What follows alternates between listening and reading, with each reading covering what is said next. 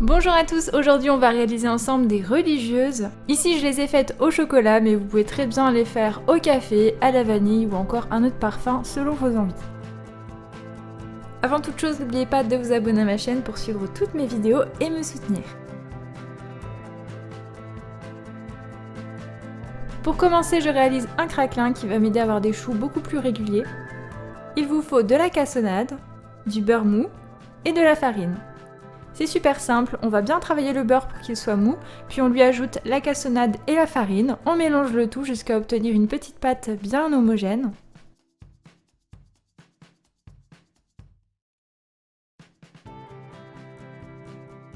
Je finis de travailler la préparation avec les mains sur le plan de travail,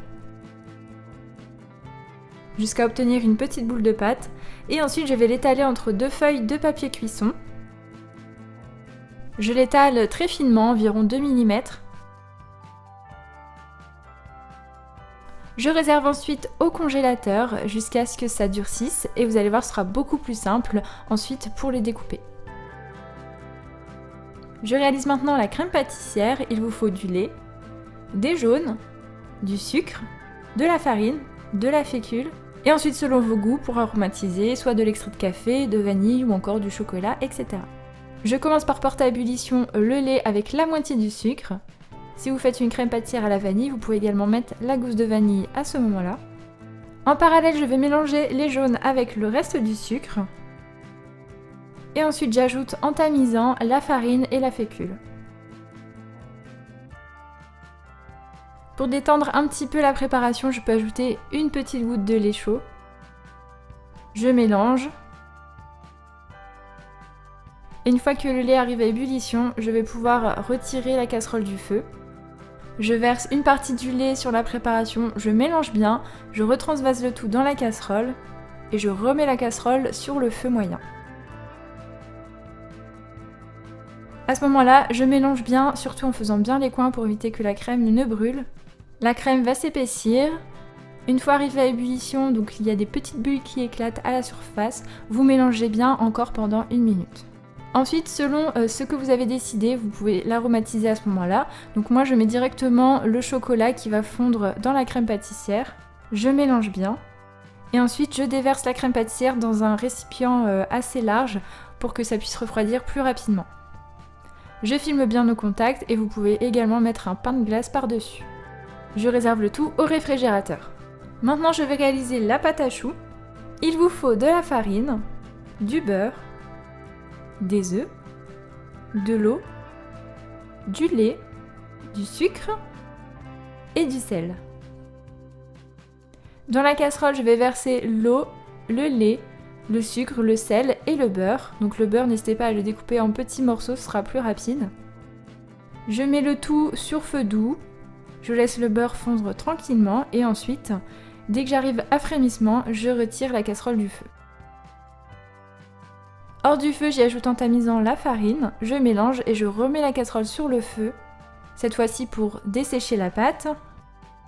Si vous avez une casserole qui accroche, vous allez avoir une petite couche qui va se former au fond, donc ça c'est bien.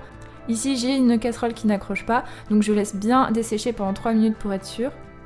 Je vais la mélanger un peu pour enlever la vapeur avant de verser les œufs. Pendant environ 1 minute. Ensuite, c'est le moment où on réhydrate la pâte en versant les œufs petit à petit. Donc les œufs, il faut les battre et les verser vraiment petit à petit et bien surveiller la texture de la pâte qui va changer. Cette fois-ci, je la fais au robot, mais vous pouvez aussi très bien la faire à la main. Avant de rajouter les œufs, n'oubliez pas de bien racler le bol pour que toute la pâte se mélange correctement. On va s'arrêter lorsque la pâte sera bien lisse et que une fois que je prends une bonne quantité de pâte et que je la laisse retomber, la pâte redescend doucement et forme une belle pointe. Si la pâte tombe en bloc, c'est qu'elle n'est pas encore assez molle, donc on va lui rajouter un petit peu d'œuf. Pour les religieuses, on doit dresser sur plaque donc les corps qui font environ 5 cm avant cuisson et des têtes donc qui font environ 2 à 3 cm. Donc vous pouvez dessiner les gabarits sur votre feuille ou alors comme moi utiliser un emporte-pièce. Comme vous pouvez le voir avec mon four, la pâte à choux se développe beaucoup, même si j'arrête la ventilation. Donc avec ces gabarits, j'ai eu des religieuses assez grosses. Donc je mets ma douille à environ 1 cm de la plaque et j'appuie pour faire descendre la pâte à choux et je m'arrête lorsqu'elle remplit la totalité du cercle. Ensuite, je sors le craquelin et je vais découper des disques qui recouvrent la totalité de la pâte à choux que j'ai dressée sur la plaque. Je les dépose délicatement par-dessus la pâte à choux et j'appuie mais vraiment légèrement pour ne pas affaisser entre guillemets la pâte à choux. J'enfourne ensuite dans un four préchauffé à 180 degrés pendant 45 minutes. Comme d'habitude et encore plus ici, la cuisson dépend vraiment de votre four. Par exemple ici j'ai commencé en chaleur tournante et à mi-cuisson j'ai basculé en chaleur statique pour éviter que mes choux ne se développent de trop. Ne pas ouvrir la porte du four avant la fin de la cuisson et surtout avant que les craquelures de vos choux soient bien dorées. Les choux sont bien cuits si à l'intérieur c'est bien creux. Dans la foulée d'avoir dressé sur la plaque les corps des choux, j'avais également dressé sur une autre plaque puisque la cuisson n'est pas la même, les têtes des religieuses, donc environ 2 cm de diamètre. J'ai découpé également des disques de craquelin, mais je ne les ai pas déposés tout de suite puisque sinon ça allait décongeler pendant la cuisson des corps des religieuses. Donc je les ai laissés au congélateur et vraiment déposés au dernier moment. J'enfourne ensuite les têtes dans un four préchauffé à 180 degrés en chaleur statique pendant environ 20 minutes.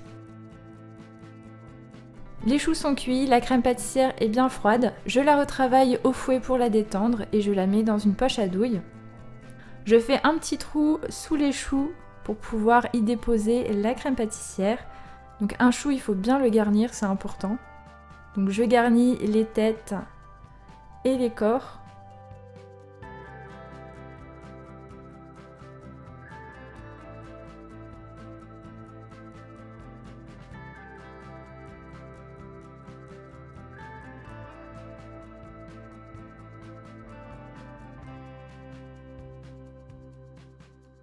Ensuite, vous pouvez très bien les laisser comme ça, ou alors rajouter du fondant par-dessus. C'est un peu la religieuse classique.